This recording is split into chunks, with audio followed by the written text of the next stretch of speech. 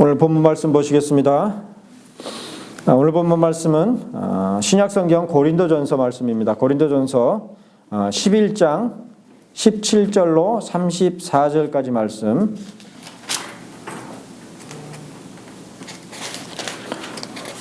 고린도전서 11장 17절에서 34절까지 조금 긴 본문인데요. 제가 봉독해 드리겠습니다. 내가 명하는 이 일에 너희를 칭찬하지 아니하나니 이는 너희의 모임이 유익이 못되고 도리어 해로움이라. 먼저 너희가 교회에 모일 때에 너희 중에 분쟁이 있다함을 듣고 어느 정도 믿거니와 너희 중에 파당이 있어야 너희 중에 옳다 인정함을 받은 자들이 나타나게 되리라.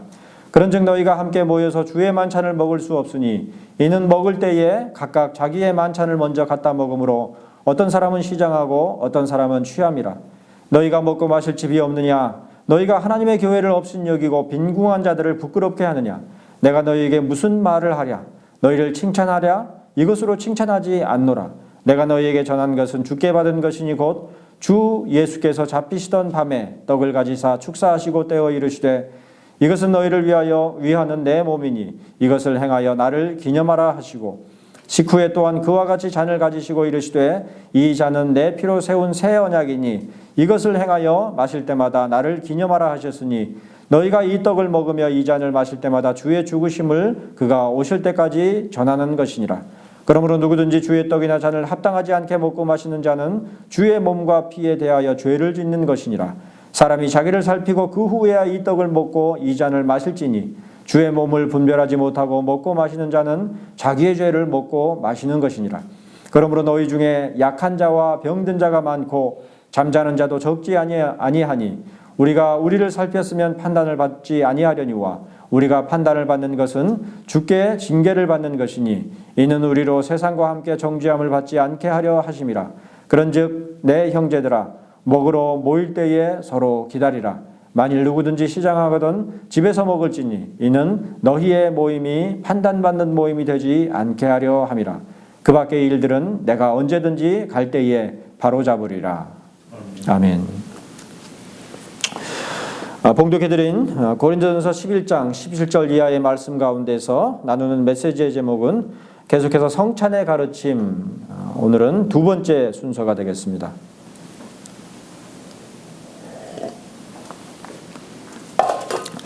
자, 우리들의 신앙에 있어서 믿음이라는 것은 부수적이거나 보조적인 가치이자 개념이 아니라 절대적이며 가히 유일한 가치와 개념이라 할 것입니다.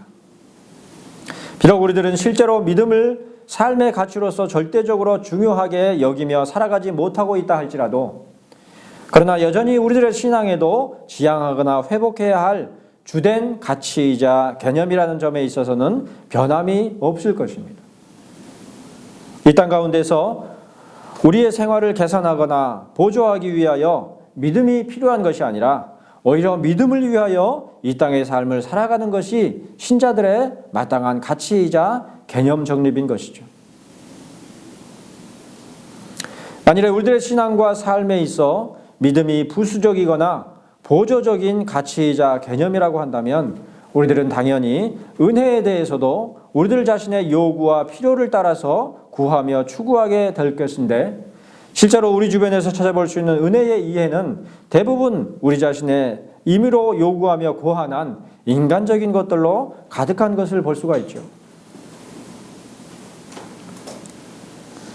우리를 즐겁게 하는 우스갯소리와 우리의 삶과 생활을 개선하는 지혜와 모략의 말들이 바로 그처럼 인간적인 것으로 고안된 것들이며 또한 우리의 필요만을 반영하고 투영하는 희한한 은사주의와 신비주의의 종교적 현상들의 추구가 바로 그러한 것들인 것입니다.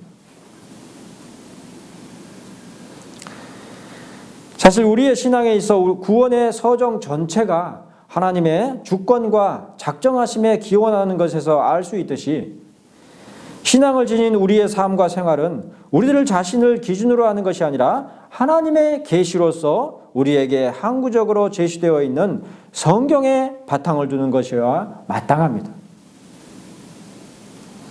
지금 우리들의 시대야말로 종교와 사상의 자유가 극단적으로 보장되고 있지만 정작 모든 종교와 사상들이 인간 자신의 안위와 만족만을 목적으로 한다는 점에서 중세 로마 가톨릭 교회의 종교적 암흑에 못지않은 깊은 어둠 가운데 있는 것이죠.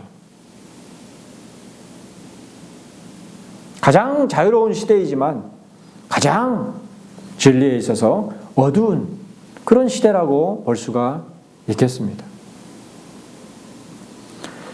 그러므로 로마 가톨릭 교회로서의 어두움 가운데 있었던 신앙을 개혁한 우리들의 신앙은 항상 개혁해야 할 신앙과 믿음에 관련한 올바른 시각과 기준을 정립하는 것이 절대적으로 중요한데, 특별히 은혜에 있어서 그 표명된 바가 무엇인지를 알고 그 표명된 바에 따라 확신하는 것이야말로 개혁된 신앙의 모체이자 뿌리라 할 것입니다. 무엇이 은혜인지를 알아야 하는 것이죠.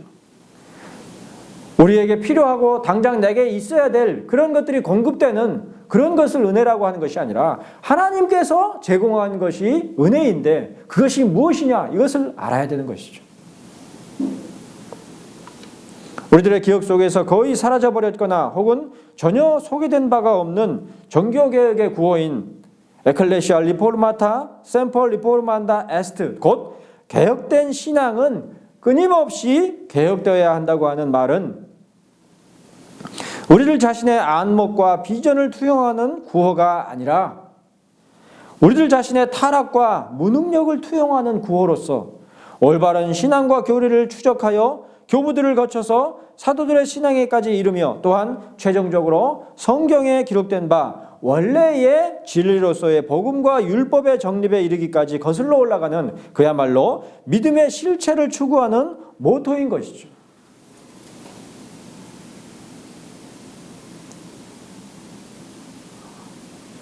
결국 우리들은 하나님 앞에서 언제든지 받는 존재로 있는데, 그 말인즉 우리가 바라며 추구하는 믿음의 구체적인 정체가 언제나 우리들의 형편과 필요하며 요구되는 것들에 있지 아니하고 하나님께 있다는 것, 곧 우리에게 진정으로 필요하며 요구되는 것들을 주시는 하나님께로 향하고 있음을 전제하는 것입니다.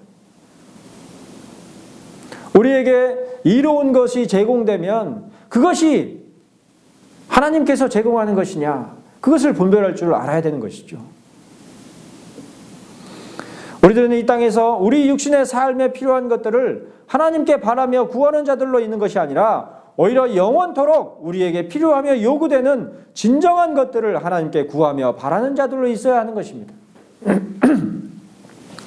잠시 이 땅에서만 필요하고 영원한 하나님의 나라에서는 전혀 쓸모가 없는 그런 것들을 구할 것이 아니라 영원한 하나님 나라에서도 더욱 필요한 그것이 무엇인지를 알고 구해야 하는 것이 신자들의 마땅한 신앙의 태도인 것이죠.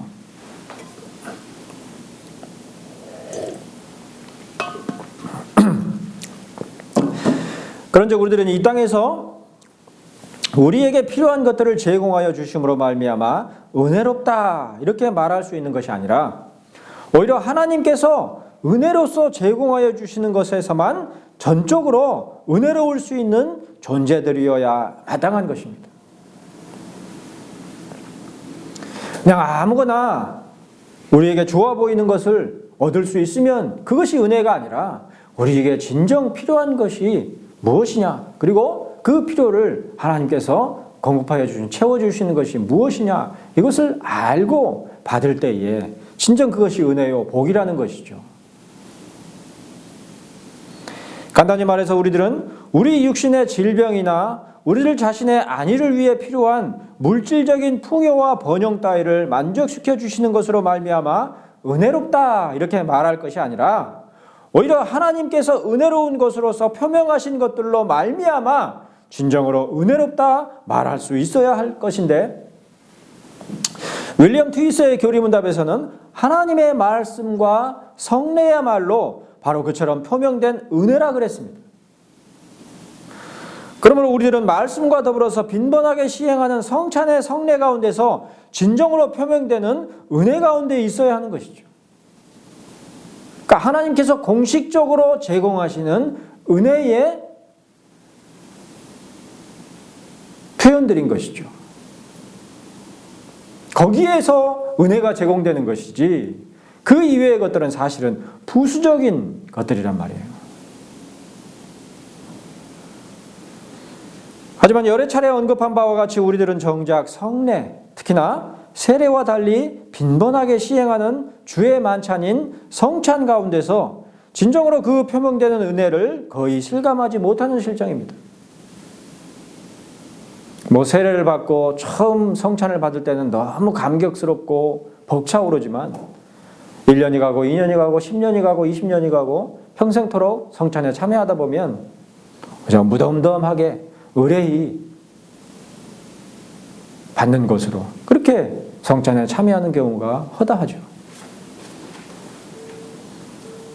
성찬에 있어 빵과 포도주로서 표명되는 은혜에 관해 들은 바 없거나 거의 잊어버림으로 말미암아서 아무런 감흥이나 유익이 없는 몸이 건조한 예식으로서 성찬에 참여하는 것에 익숙해져 있는 것을 볼 수가 있는 것입니다. 의뢰히 참여하는 것이지 그 별다른 은혜로울 것도 없는 그런 성찬에 참여하는 경우가 허다하죠. 따라서 바로 그 점에 있어서 우리들은 믿음이 없다고 말하지 않을 수 없을 것입니다. 예수 그리스도께서는 막연하고 감정적인 이적과 표적들 가운데서 은혜가 표명되도록 하신 것이 아니라 구체적으로 선포되고 전달되는 말씀의 사역과 더불어서 현실적으로 시행하도록 하신 성례를 통해서 그 표명되는 은혜를 실감할 수 있게 하셨는데도 불구하고 정작 은혜의 근거로서의 믿음, 그리고 그러한 믿음이 뿌리를 내리고 있는 바 진리의 지식이 없으므로 말씀 사역의 변질과 타락에 더하여서 성례의 무익함과 불성실 가운데 처해 있는 것입니다.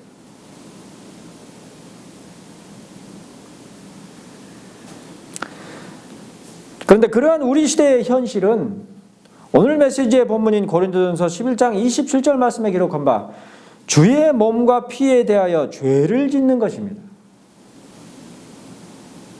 그냥 가벼운 실수나 오류가 아니라 죄를 범하는 것이란 말이에요. 성례 가운데 표명되는 은혜에 관해 알지 못하는 것과 더불어서 성례를 믿음으로 받지 못하는 무지 가운데서의 무익함과 불성실은 그저 안타까운 정도를 넘어서서 주의 떡이나 잔을 합당하지 않게 먹고 마시는 자로서 주의 몸과 피에 대하여 죄를 짓는 것임에 분명한 것입니다.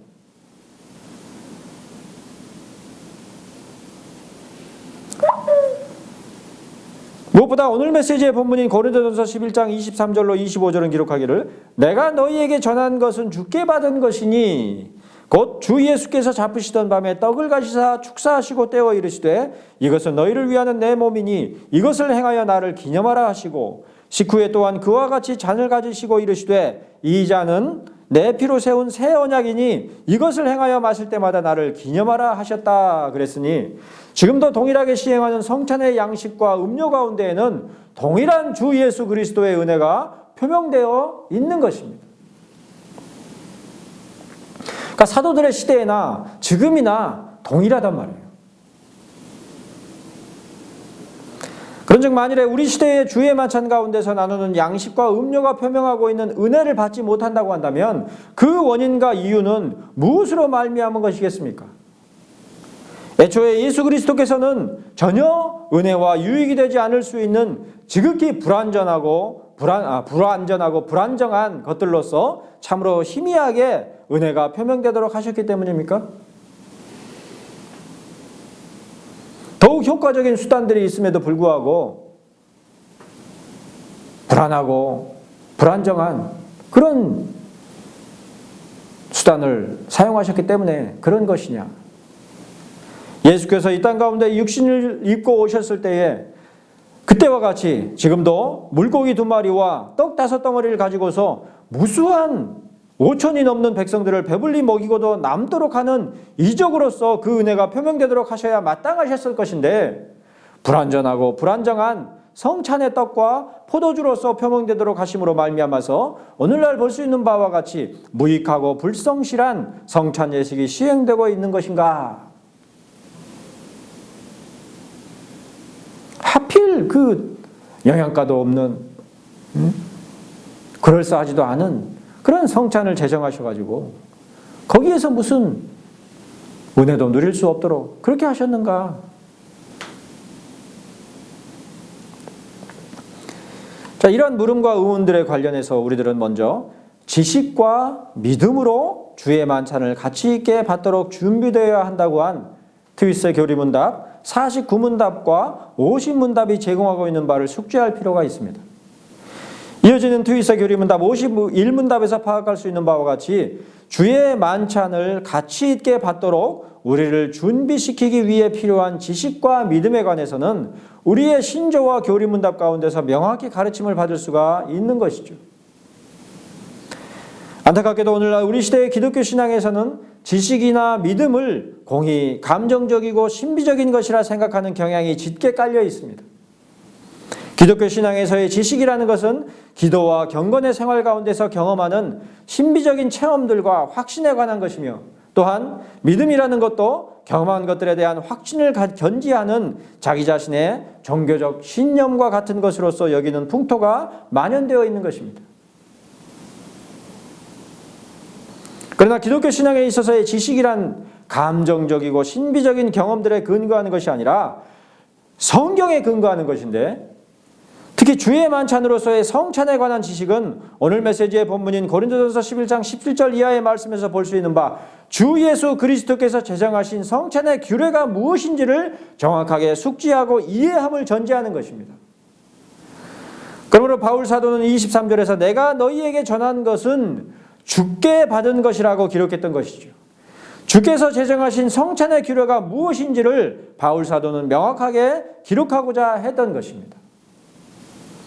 무엇보다 사도는 이어지는 구절들 가운데서 주 예수께서 잡히시던 밤에 떡을 가지사, 우리 한글 번역에서는 떡이지만 원래는 빵이죠.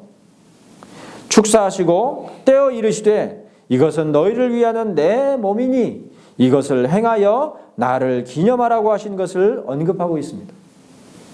한마디로 성찬의 떡, 즉 빵을 가지고 축사하여 떼는 것으로서 시행해야 하는 것임을 주님께서 친히 행하심으로 규정하셨다고 바울 사도는 주지시키고 있는 것입니다. 그러니까 성찬의 규례를 지금 언급하고 있는 것이란 말이에요. 주님이 친히 행하여 몸소 보여주신 그대로 행하고 있는 것이죠. 또한 25절에서 사도는 이르기를 식후에 또한 그와 같이 잔을 가지시고 이르시되 이 잔은 내 피로 세운 새 언약이니 라고 주님께서 말씀하신 것을 떠올리고 있으니, 그처럼 성찬은 빵과 더불어서 식사의 음료였던 포도주 잔을 받되 빵을 떼어 나눌 때와 마찬가지로 말씀을 나누는 인도자가 축사함으로 잔을 나누어 줌으로써 행하도록 가르치신 것을 명시하고 있는 말씀인 것입니다. 그러니까 오늘날에도 목사들이 이와 같은 규례를 따라서 성찬을 집례해야 하는 것이죠. 그런즉 성찬을 가치 있게 받도록 우리를 준비시키는 지식이라는 것은 떡을 가지사 축사하시고 떼어 행하는 형식과 아울러서 그것이 우리를 위하는 그리스도의 몸임을 기억하는 지식을 일컫는 것입니다. 아울러서 또한 그와 같이 잔을 가지고서 행하는 형식, 그리고 그 잔이 바로 주 예수 그리스도께서 피로 세운 새 언약의 잔임을 기억하는 지식을 일컫는 것임을 사도는 고린도에 있는 교회의 신자들과 이후로 고린도전서 11장 17절 이하의 말씀을 읽는 모든 그리스도인들에게 가르쳐 주었던 것이죠. 형식과 의미를 명확하게 기록하고 있는 본문인 것입니다.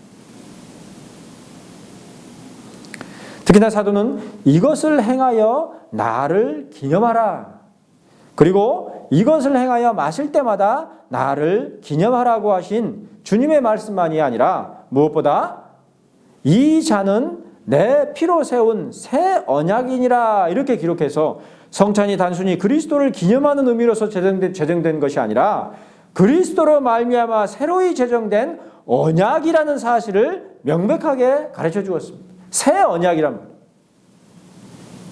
마치 옛 언약 곧 구약시대의 희생제물의 피와 살을 모두를 통해 제정된 언약이었던 것과 마찬가지로 새 언약 또한 예수 그리스도께서 흘리신 피와 나누신 살을 의미하는 성찬의 예식으로서 제정된 것임을 분명하게 밝히고 있는 것입니다. 구약시대의 이스라엘 광야 백성들 가운데 앞에 두고서 제시되었던 그 언약의 규례와 마찬가지로 성찬을 통하여서 그리스도인들에게 새 언약의 규례로서 그리스도께서 몸소 친히 행하셔서 제정하신 것이 바로 성찬이랍니다. 그러므로 우리들은 성찬에 참여함으로써 예수 그리스도께서 친히 제정하신 새 언약에 대한 지식과 더불어서 그 언약에 관한 믿음을 확증하게 되는 것입니다. 예수 그리스도의 언약에 관한 단순히 지식에만 머무르는 것이 아니라 빵과 포도주를 받음으로써 구현되는 언약의 구체적인 내용들을 믿음 가운데서 생생하게 확증하게 되는 것이 바로 성찬 예식인 것이죠. 구약시대의 이스라엘 백성들이 성막에서 혹은 성전에서 시행되는 그 제사를 보면서 그 희생제물의 피를 다 쏟고 또 번제를 드리고 하는 그 제사 가운데서 하나님과의 언약을 생생하게 목격하는 그와 마찬가지로 성찬을 통하여서 우리가 새 언약의 그리스도로 말미암는 새 언약을 생생하게 목격하고 확신하는 그러한 의미를 갖고 있는 것이란 말이에요. 무엇보다 사도는 고린도전서 11장 27절에서 그러므로 누구든지 주의 떡이나 잔을 합당하지 않게 먹고 마시는 자는 주의 몸과 피에 대하여 죄를 짓는 것이라 그랬습니다. 그런즉 주의 만찬인 성찬의 형식과 더불어서 그 안에 담긴 언약의 의미에 관한 지식이 결여된 예식으로서의 성찬을 시행하는 것은 주의 떡이나 잔을 합당하지 않게 먹고 마시는 것이요 또한 그렇게 하여서 주의 몸과 피에 대하여 죄를 짓는 것임에 분명한 것이죠.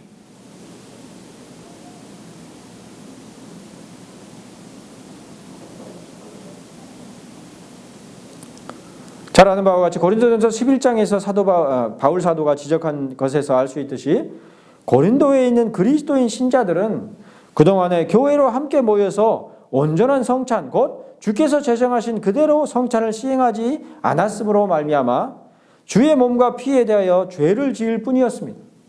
교회로 모여서 주의 만찬을 집례하면서 죄를 지을 뿐이었단 말이에요.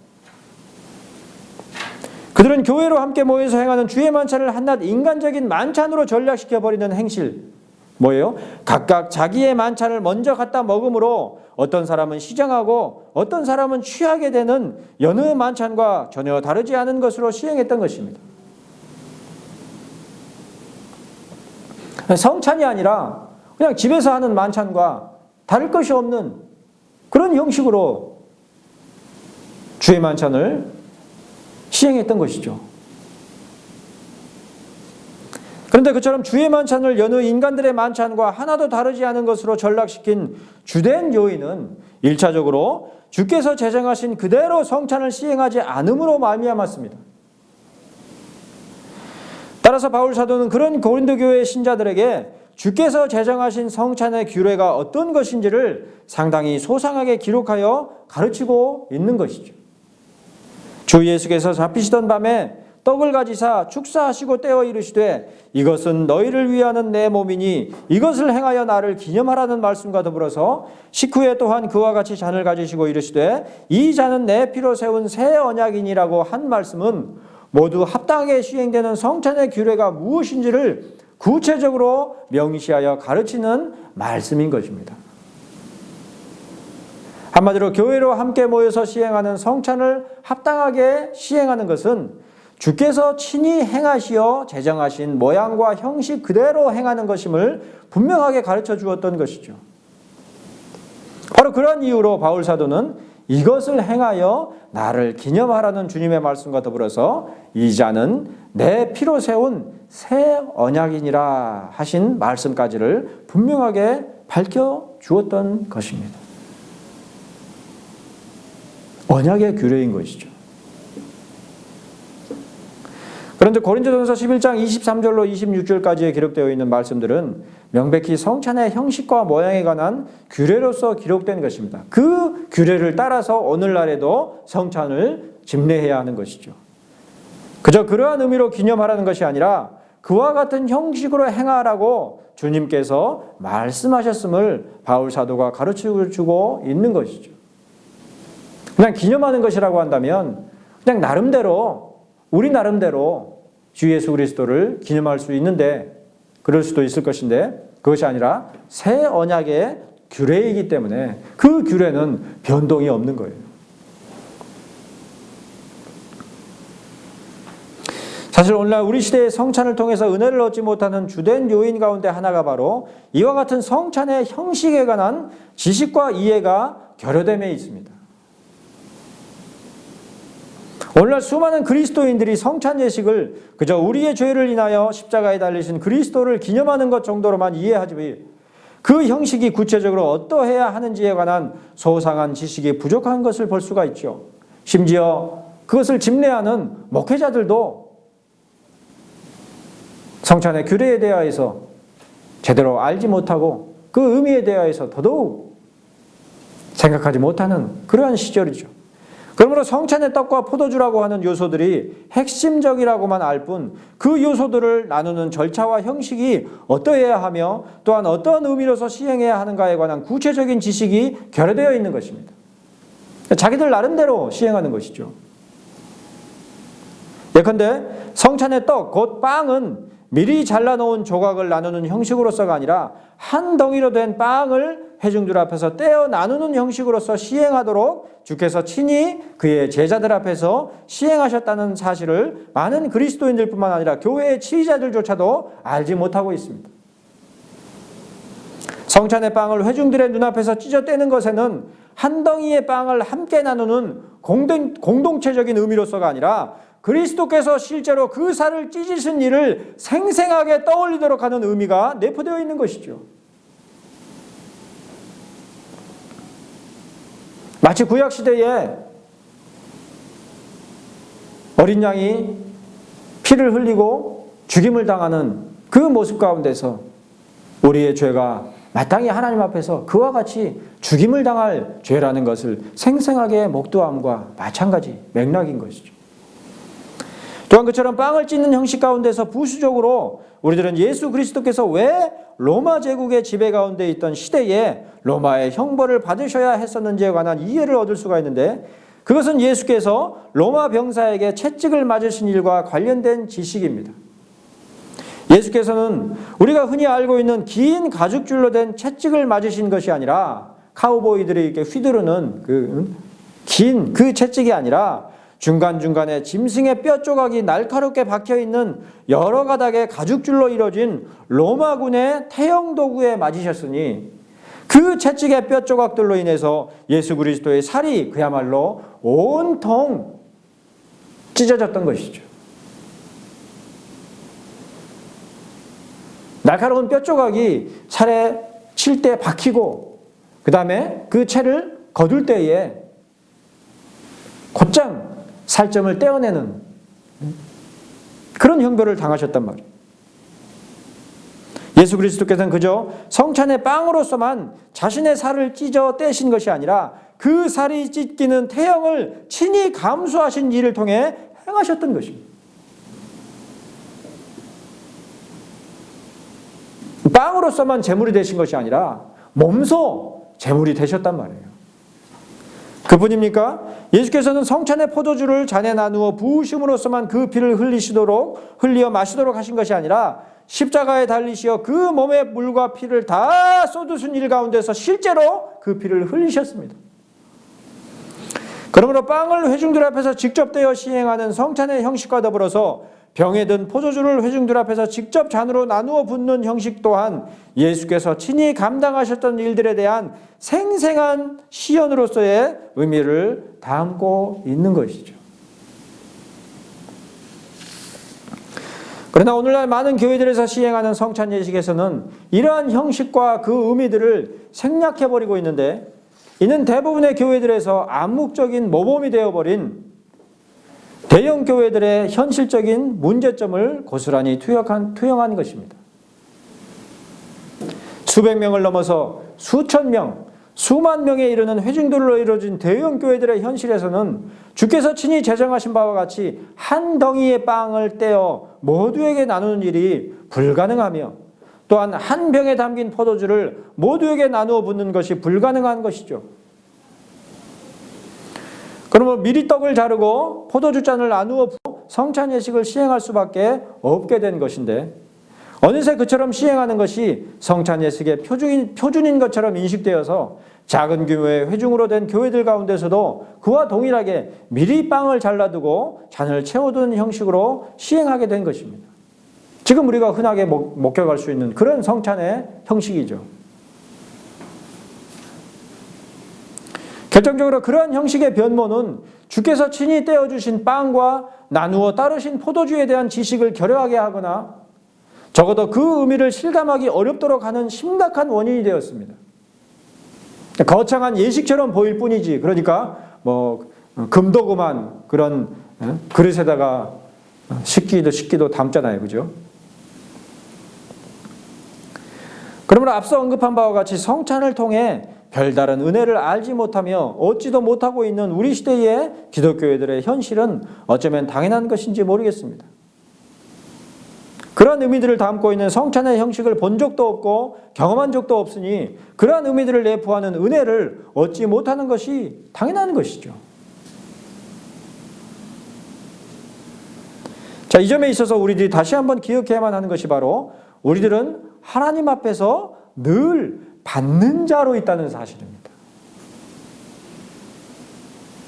성찬을 통해서 제공되는 은혜는 성찬을 제정하신 예수께서 친히 행하신 형식 가운데 내포되어 있는 의미로서의 은혜이지 결코 우리가 바라며 희망하는 바에 상응하는 것이 아닌 것이죠. 그러므로 성찬을 제정하신 예수께서 몸소 행하여 보이신 형식과 모양을 따르지 않으며 행하는 성찬 예식 가운데서는 성찬을 통해 제공하시는 은혜를 얻을 수가 없는 것입니다. 하나님께서 제공하시는 은혜를 얻기 위해서는 하나님께서 제공하신 형식도 중요한 것이란 말이에요. 뿐만 아니라 이 점에 있어서는 우리의 신앙과 삶 모두에 있어서도 동일합니다. 우리가 바라고 원하는 것들을 따라 얻는 것들은 사실은 하나님께서 주시고자 하시는 은혜가 아닐 수 있으며 심지어는 하나님께서 주신 것조차 아닐 수가 있는 것입니다. 우리들이 바라고 원하는 대로 이루어진 일들이 다 하나님께서 제공하신 은혜가 아니며 오히려 누구든지 주의 떡이나 잔을 합당하지 않게 먹고 마시는 자는 주의 몸과 피에 대하여 죄를 짓는 것이니라고 한 27절 말씀과 같이 주께서 제정하신 대로 시행하는 것이 아닌 성찬 예식은 눈앞에 생생하게 보이는 말씀으로서의 은혜를 내포하는 성례가 아닐 수가 있는 것입니다. 마찬가지로 우리의 신앙과 삶의 모든 영역들 가운데서 하나님께서 약속하시고 보증하신 것이 아니라 우리의 원하는 것들로만 이루어진 소망과 기대의 부응은 하나님의 은혜가 아니라 죄악에 확대요 확산할 수가 있는 것이죠. 그럴싸하게 보이는.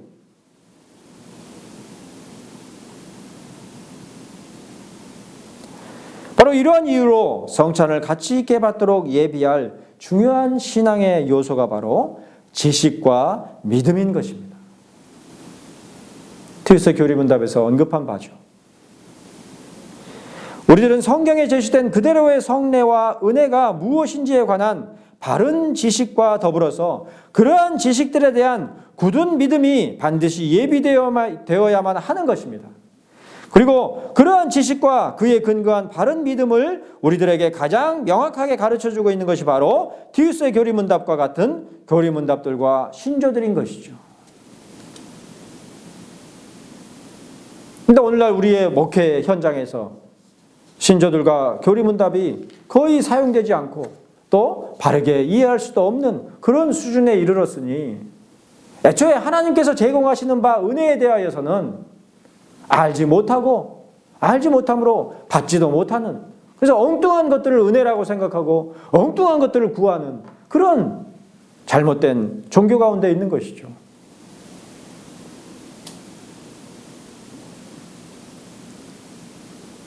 하지만 트윗세는 주의 만찬을 가치 있게 받도록 우리를 준비시키기 위해서 지식과 믿음이 요구된다고만 가르치지를 않았습니다.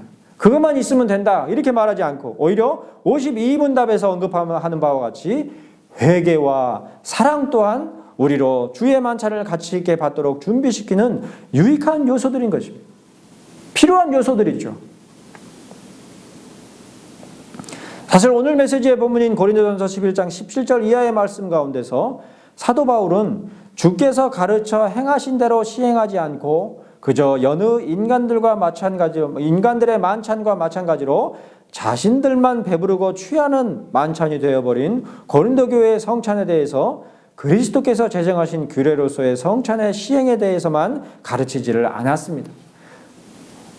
예수님께서 제정하신 성찬의 규례가 이런 형식이야. 그러니까 이 형식으로 앞으로는 성찬을 시행해라. 그것만 요구하신 것이 아니라 오히려 사람이 자기를 살피고 그 후에야 이 떡을 먹고 이 잔을 마실지니라고 한 28절 말씀이 가르치는 바 이어지는 30절 말씀이죠. 즉 그러므로 너희 중에 약한 자와 병든 자가 많고 잠자는 자도 적지 아니하니라는 말씀과 그런즉 내 형제들과 먹으러 모일 때에 서로 기다리라고 한 33절 말씀에서 알 수 있는 바 회개와 사랑 또한 중요한 것이죠.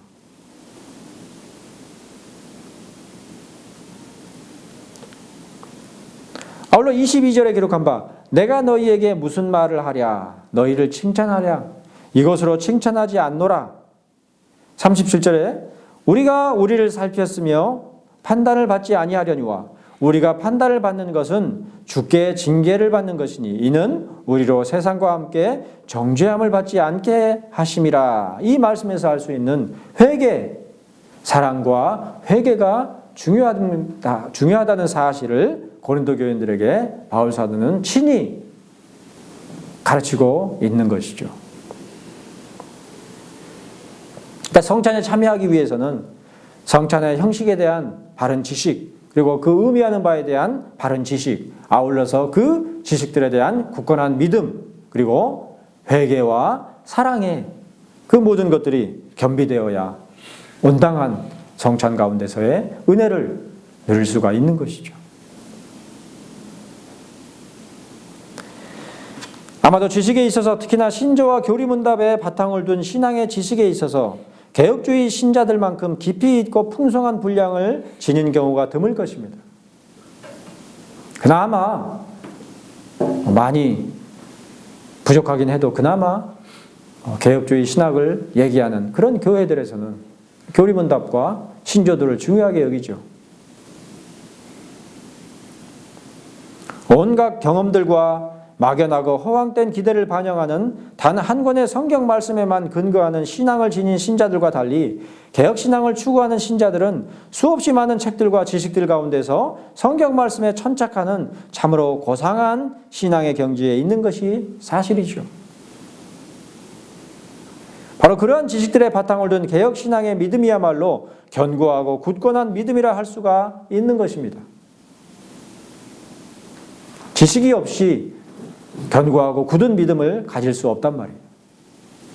그러나 트윗의 교리문답 52문답에서 언급하는 바와 같이 성찬뿐 아니라 우리의 신앙 전반에 있어서 우리로 가치 있게 준비시키는 것은 지식과 믿음만이 아니라 회개와 사랑 또한 중요한 것입니다.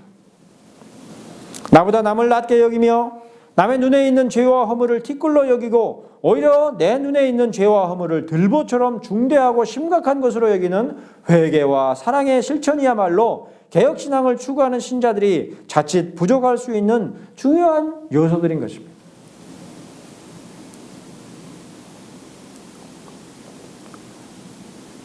더군다나 교회에서 요구되는 신앙의 가치와 기준이 현격하게 상실된 오늘날의 사회 분위기 가운데서 개혁신앙을 추구하며 견지하는 신자들 가운데서 무수히 많은 선생된 자들을 찾아볼 수가 있지 않습니까? 다 선생이에요. 가르칠 게 나는 가르침 받을 필요가 없어. 이미 가르칠 받을 만큼 다 가르침을 받았으니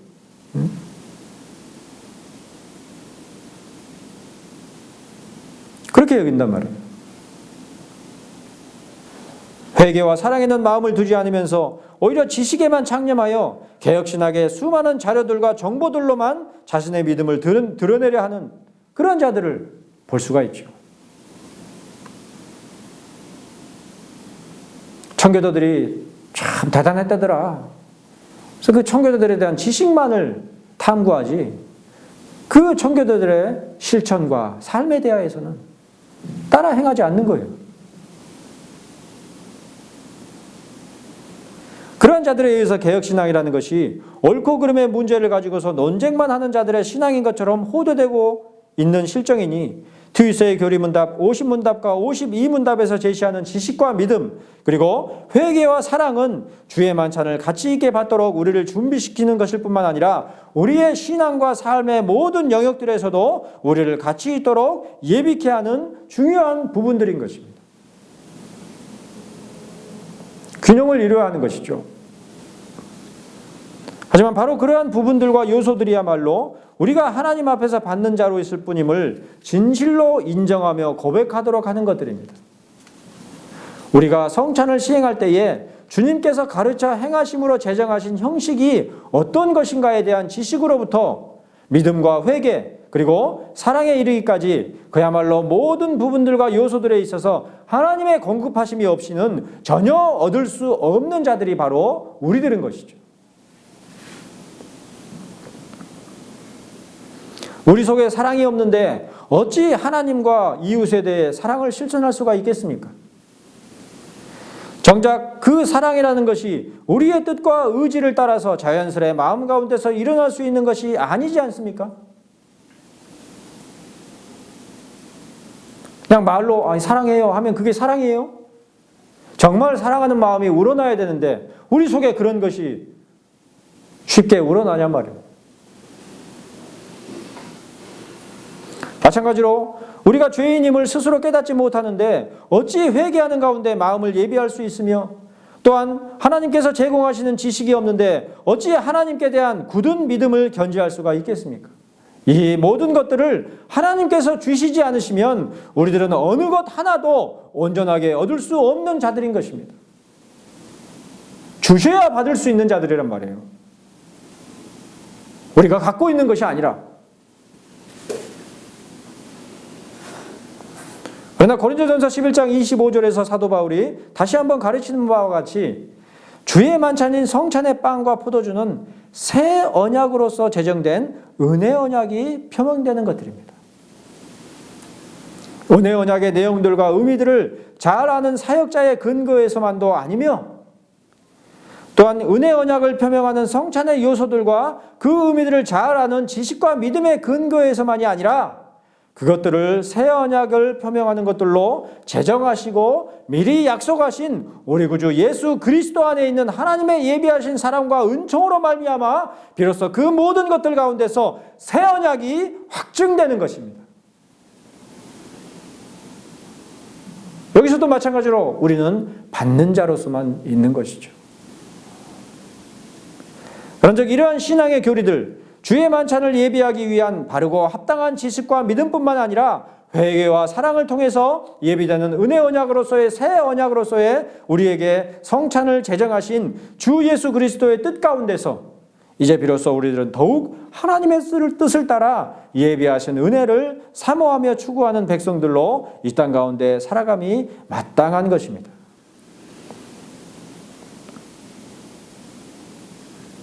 하나님의 주권이라는 것은 바로 그러한 의미를 담고 있는 것이죠. 하나님께서 모든 것들을 주권적으로 이루시며 우리에게 제공하시는 것입니다. 겉으로 우리들은 성찬의 시행 가운데서 바로 이 같은 신앙의 요지들을 가시적으로 바라볼 수 있어야 할 것이니 바로 그것이야말로 우리들의 필요와 요구를 따라서만 구하고 찾는 이 시대의 신앙인들이 추구하는 바와 다른 참된 언약 백성들이 찾으며 구할 것임에 분명함을 기억하시기를 바랍니다. 진정 하나님께 구할 것이 무엇인지를 알아야 하는 것이죠. 바로 그러한 백성들에게 주님께서는 이 땅에서 명백히 이르시기를 구하라 그리하면 너희에게 주실 것이요 찾으라 그리하면 찾아낼 것이요 문을 두드리라 그리하면 너희에게 열릴 것이니 구하는 이마다 받을 것이요 찾는 이는 찾아낼 것이요 두드리는 이에게는 열릴 것이니라. 마태복음 7장 7절로 8절 말씀이죠. 그렇게 말씀하신 것이니 앞으로 시행될 성찬 예식 가운데서 바로 그처럼 약속하신 새 언약의 은혜를 모두 확신하며 바라보는 신앙 가운데서 모든 지식과 믿음에 더하여 회개와 사랑으로 준비되는 우리의 신앙 행실이 되기를, 너희가 이 떡을 먹으며 이 잔을 마실 때마다 주의 죽으심을 그가 오실 때까지 전하는 것이니라. 이렇게 기록한 말씀에 더하여 축복하며 권하는 바입니다. 기도하시겠습니다. 아버지 하나님, 오늘도 주신 말씀 가운데서 성찬에 담겨있는 의미와 유익들이 무엇인지를 상고하여 보았사온데, 특별히 그 가운데서 우리가 성찬을 받음과 같이 우리의 존재 자체가 하나님께로 늘 받는 자로 있음을 기억하며 하나님께서 우리에게 제공한 것이 무엇인지를 우리가 바르게 분별하며, 또한 하나님께서 주시겠다고 약속한 것이 무엇인지를 우리가 분명하게 기억하여서 그에 합당한 것으로 하나님께 구하는 신앙과 믿음 가운데 살아갈 수 있도록 우리를 인도하여 주시옵소서. 특별히 보이는 말씀으로 우리에게 허락하여 주신 성찬 예식을 통하여서 바로 그러한 하나님께서 약속하신 은혜들을 우리에게 좋게 공급하여 주실 것을 믿사오며 감사할 때 예수 그리스도의 이름으로 기도하옵나이다. 아멘.